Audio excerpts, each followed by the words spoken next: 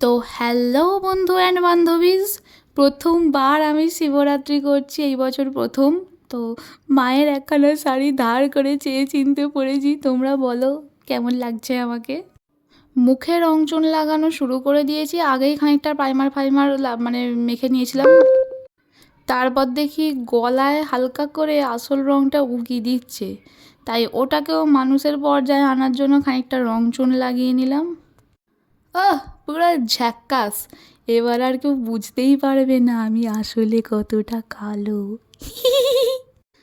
আরও একটা লেয়ার চাপিয়ে নিলাম, তার মধ্যে মা ডেকেই যাচ্ছে, মনে হয় খিদে পেয়ে গেছিল।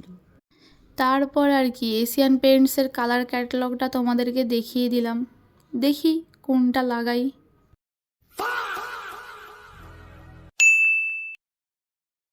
লাইনার ক্যামেরার সামনে পড়তে আমি তো পারবই না।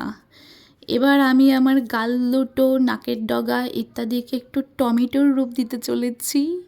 আহা টমাটার বড়ে মজেদার, বাহ টমাটার বড়ে মজেদার। তুমি এত ডেকো না ব্যাং। তোমাদের কেন চোখ পাকাচ্ছি।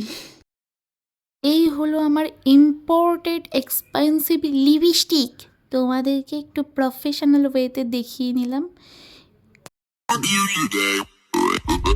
এটাও ক্যামেরার সামনে পড়ার ক্ষমতা আমার নেই। এটা আমার একটা এক্সপেন্সিভ ইয়াররিং, একটু ফিল্মি স্টাইলে ঠুকে দিলাম। চুলের ভয়ানক মার্কা একটা ট্রানজিশন করলাম। প্রথমবার মাঝে স্মৃতি করে দেখলাম কেমন লাগে। তারপরে হালকা ফিট চেক করছিলাম, তখন মনে পড়লো আমার টেলিস্কোপটা আমি পড়তে ভুলে গেছি।